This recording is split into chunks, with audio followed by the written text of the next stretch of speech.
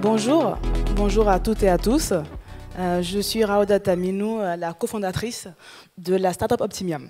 Donc, l'équipe organisatrice du Web Today m'a contactée il y a quelques mois pour que je revienne sur mon parcours. Et il y a pas mal de choses qui sont passées ces derniers mois et c'était d'autant plus intéressant pour leur invitation. Donc, le premier slide. Ah, voilà, le premier slide. Quand je me disais, quand je serai grande, je serai présidente. C'est une petite pensée que j'avais au fond de moi depuis quelques années. Je ne pense pas forcément que la finalité, c'est d'être présidente, mais c'est de faire quelque chose qui impacte, quelque chose qui va, comme on dit, changer le monde. Et pour ça, à l'époque, j'étais persuadée que pour changer le monde, il fallait être ingénieur. Du coup, je me suis lancée dans une école d'ingénieur. J'étais diplômée à 23 ans d'une école d'ingénieur qui s'appelle l'ISEP, en management des systèmes d'information. Donc, j'arrivais, je tenais le parcours. Et après, je me suis retrouvée en finance chez Rothschild, en tant que chef de projet web au début. Je ne savais pas exactement comment j'étais arrivée là, mais voilà, je continuais ce parcours, chef de projet web, c'était intéressant. Mais très vite, je suis montée dans la vraie finance en tant que support front office avec les gérants. Et c'est là que j'ai commencé à me rendre compte, en fait, que je me sentais inutile, remplaçable. Comme un pion, en fait, et qu'à 23 ans, je jugeais que j'étais capable de faire plus que ça. Faire quoi? Je n'avais pas forcément l'idée ou la solution, mais je me disais, voilà, il fallait que je sorte de là, il fallait que j'aille changer le monde comme j'avais envie quand j'étais plus jeune. J'ai commencé à regarder un petit peu qu'est-ce que je vais faire, qu'est-ce que je vais faire, et en regardant ça, je suis tombée sur le salon des entrepreneurs en 2013 à Paris, et je suis allée à ce salon pour un petit peu m'ouvrir l'esprit. Et j'ai eu mon déclic, ce que j'appelle mon déclic émotionnel. J'ai assisté à une conférence comme celle-ci, où l'intervenant était Vincent Redrado, je ne sais pas si vous le connaissez, c'est le fondateur de la plateforme The Tops. Ce jeune, j'aime bien dire qu'il est jeune parce qu'à l'époque il avait 24 ans comme moi, et il nous disait à nous dans la salle, qu'est-ce que vous avez à perdre à vous lancer? Au pire, si ça ne marche pas, vous allez retourner la défense et travailler en tant que consultant. Et c'était plus ou moins mon cas, en fait. J'étais consultante à l'époque, et donc je pourrais retrouver du travail après. Donc, je n'avais pas grand-chose à perdre, en fait, en me lançant. Et c'est là que je me suis dit, bon, vu que tout ce qu'on me propose aujourd'hui, c'est toujours de la gestion de projets web, et que ça ne me correspond pas, et que je ne sais pas exactement ce que je veux faire, ben, je vais essayer de créer mon boulot. Donc, je me suis dit, allez, je sors de là. Et dans cette quête de qu'est-ce que je vais faire, je suis tombée sur un master de l'école polytechnique, un master innovation et entrepreneuriat, auquel j'ai postulé, j'ai été admise à ce master. Donc j'ai démissionné dans la foulée de Rothschild pour faire ça. Et dans ce master, très vite, ils nous ont dit, on vous donne le choix. Soit vous trouvez une idée révolutionnaire pour changer le monde, et là, l'école polytechnique vous accompagne pour lancer cette idée, soit vous retournez en entreprise, faire un stage de 6 mois, voilà, classique, quoi. Et donc voilà, je me suis mis en brainstorming pendant les 4 premiers mois du master pour trouver l'idée révolutionnaire qui allait me permettre de lancer ma start-up. Mais voilà, feuille blanche pendant 4 mois de brainstorming, rien ne venait. C'est quand on cherche qu'on ne trouve surtout pas. Et on était à une semaine de la deadline de présentation devant le jury. Donc je commençais à me résoudre au fait que j'allais retourner en entreprise, faire un stage et reprendre encore un CDI. Et je faisais mes courses. Et c'est là que j'ai eu mon déclic, que j'appelle du coup mon déclic intellectuel, si on peut dire. Je faisais mes courses dans mon hypermarché et j'ai été accostée par un vendeur de sushis.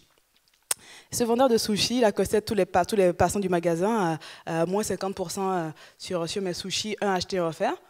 Étudiante à l'époque, donc cette offre m'a bien sûr intéressée. Et je lui ai commencé à lui poser des questions. Pourquoi cette promotion? Parce que c'est quand même mon supermarché, je n'ai jamais été au courant de ça. Et il me dit, ben, écoutez, il est 20 h, moi je ferme dans 2 heures, c'est des produits frais, je préfère les vendre moins cher que les jeter. J'ai trouvé cette initiative et cette manière de penser très intéressante, mais il fallait être dans le bon magasin au bon moment pour en être informé. Est-ce qu'il y avait d'autres solutions? Est-ce qu'il y a une solution plus simple? Et il me dit, ben non, en fait, moi, je suis vendeur de sushis, je fais qu'accoster les passants. Et moi, je lui ai dit, ben, écoutez, à nous deux, on va essayer de trouver une solution. Et c'est de là que m'est venue cette idée de créer un pont digital pour permettre aux commerces alimentaires qui sont confrontés à des pertes alimentaires et qui veulent les vendre moins cher, d'informer les consommateurs, comme vous et moi, qui sont autour de leur magasin, de ces promotions. C'est de là qu'est venue l'idée d'Optimium. Donc, slide suivante, s'il vous plaît. Merci. Merci. Donc c'est de là qu'est venue cette idée d'Optimium en 2013, en décembre 2013 à l'époque, que j'ai présentée dans la foulée à l'équipe du master qui l'a validée. Et de là, je me suis dit, bon écoute, je vais me lancer dans ça. Et quand, en tant que fondateur, hein, quand on veut se lancer, on est tout seul au début, mais il faut trouver ses associés et former une équipe avec qui avancer. Je me suis donc mise à la quête en parallèle de faire une étude de marché pour confirmer qu'il y avait de l'intérêt de côté commerçant. Du côté commerce alimentaire, j'ai parlé à des restaurateurs, des boulangers, des supermarchés, des traiteurs, qui confirmaient qu'ils avaient vraiment ce problème de perte, qui trouvaient des solutions des solutions ponctuelles telles que le fait de donner à certains clients ou même jusqu'à jeter dans la poubelle. Donc j'ai confirmé l'intérêt côté client et maintenant je me suis dit voilà, je vais essayer de lancer ce projet, essayer de trouver des associés qui croient en ça et pour ça j'ai candidaté à un Startup Weekend, c'est des week-ends de 54 heures que l'école polytechnique organisait en mars 2014 où les porteurs de projets viennent présenter leur idée en 1 minute à un parterre de personnes compétentes qui ne connaissent pas et on essaie de les motiver, de les convaincre de nous rejoindre sur 54 heures pour développer l'idée. Voilà ce que j'ai fait. C'est comme ça qu'il y a environ 10 personnes qui m'ont rejoint ce 7 mars 2014, si je me rappelle bien, pour mettre en place les grandes lignes de cette idée. On l'a présenté dimanche au jury du Startup Weekend qui nous a élus parmi les projets qui font du sens et qui peuvent marcher. Donc on est parti de là et parmi ces 10 personnes, à la fin, il y a mon associé. Il y a une personne qui est Alexandre Bella, qui est aujourd'hui mon associé dans la startup, qui m'a dit écoute, moi j'ai travaillé dans les boulangeries et dans la restauration, je suis vraiment au fait de cette problématique du gaspillage. Si tu cherches quelqu'un avec qui avancer, un commercial notamment, je peux t'accompagner dans l'aventure.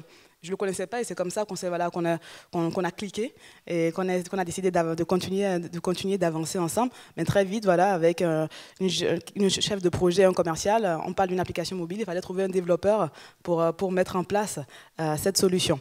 Même avant de trouver le développeur, on voulait juste tester est-ce que notre idée faisait du sens avant de commencer à se lancer dans les développements d'applications mobiles ou autres. Donc ce qu'on a fait les premières semaines, c'est qu'on a démarché un commerçant, un pomme de pain en l'occurrence, dans le 5e arrondissement. Et avec lui, ce qu'on faisait, c'est que tous les jours, en heure creuse, hein, donc après le rush, à partir de 14h30, toutes les pertes qu'il avait, on l'appelait, il nous disait, voilà, il me reste 5 tartes aux pommes, 10 sandwichs, machin. Nous, on envoyait ça par mail, à une base mail qu'on a obtenue de manière très légale, bien sûr, autour de ce pomme de pain. On envoyait juste par mail cette liste de produits avec des photos, et à moins 50%.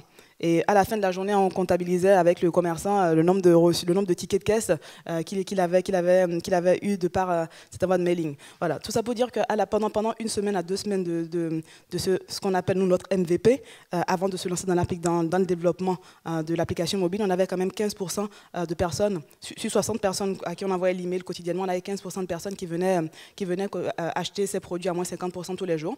Et ça nous a permis de confirmer aussi bien l'intérêt côté commerçant que l'intérêt côté client. Et c'est là qu'on s'est mis maintenant à développer l'application mobile en partenariat avec ce pomme de pain, ce commerçant, pour lui faire tester réellement comment faire pour développer une application très simple pour lui, pour qu'il puisse mettre en ligne ses pertes quotidiennement de manière vraiment intuitive. Il a fallu trouver un développeur. Donc, développeur, j'ai fait un petit peu la même chose. On allait faire des meet-up, adopte un CTO, hackathon. On a fait tous ces meet-up où on racontait la même histoire, rencontre avec un vendeur de sushi. On a une idée qui va changer le monde. On est motivé, rejoignez-nous.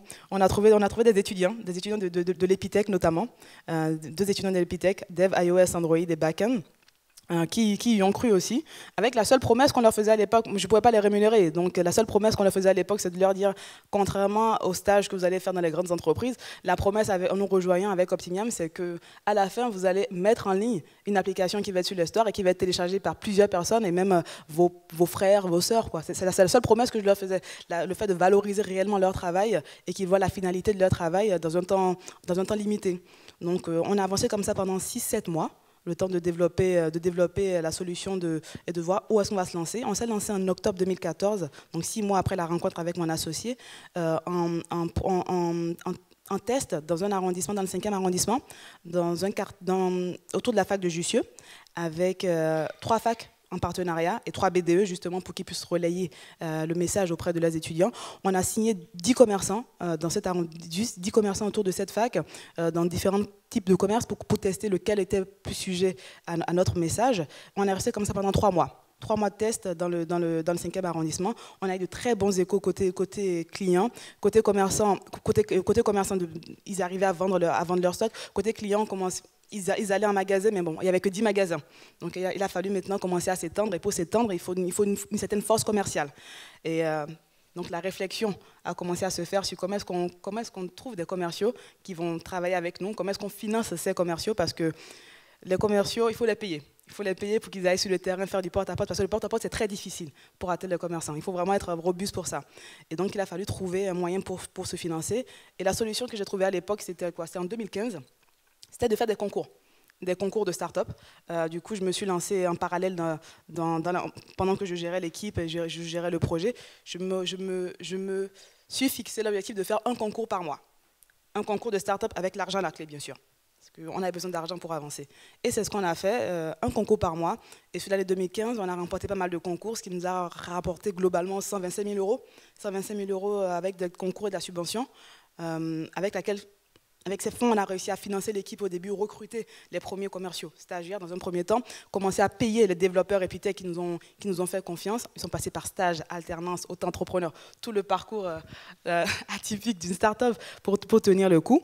Et avec ces fonds, là, voilà, on a réussi à recruter une équipe, l'équipe commerciale. En 2015, on a fini l'année, il me semble, avec environ 110 commerçants, toujours parisiens. Au niveau de téléchargement, on devait être dans les 60 000 utilisateurs qui avaient l'application. Mais voilà, ça me prenait du temps, ça me détournait du business et on devait aller beaucoup plus loin et plus vite. Et on a commencé également à être approché par des chaînes de restauration du type Brioche Dorée, Pommes de Pain et autres, de la grande distribution également, Carrefour Monoprix. Et ce qu'ils nous disaient, c'est que le concept m'intéresse, mais aujourd'hui, si je vous confie 10 magasins, vous n'avez pas les moyens de suivre physiquement derrière pour le déploiement, ce qui était vrai. Et c'est là qu'on s'est posé cette question de comment est-ce qu'on fait pour accélérer, pour aller au stade, pour aller plus vite. Là, on s'est posé la question de la levée de fonds. Donc, la levée de fonds, il a fallu la faire. On s'est attelé à ce dossier. C'était en octobre 2015. On n'est pas allé voir les fonds d'investissement parce qu'on était encore trop jeunes, trop risqués à leur goût.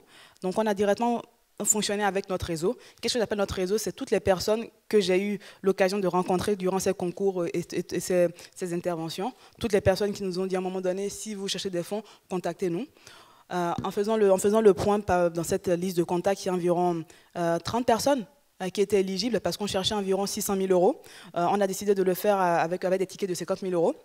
Donc, on a envoyé un petit dossier à ces 30 personnes qui étaient éligibles selon nous, par rapport à leur portefeuille d'investissement.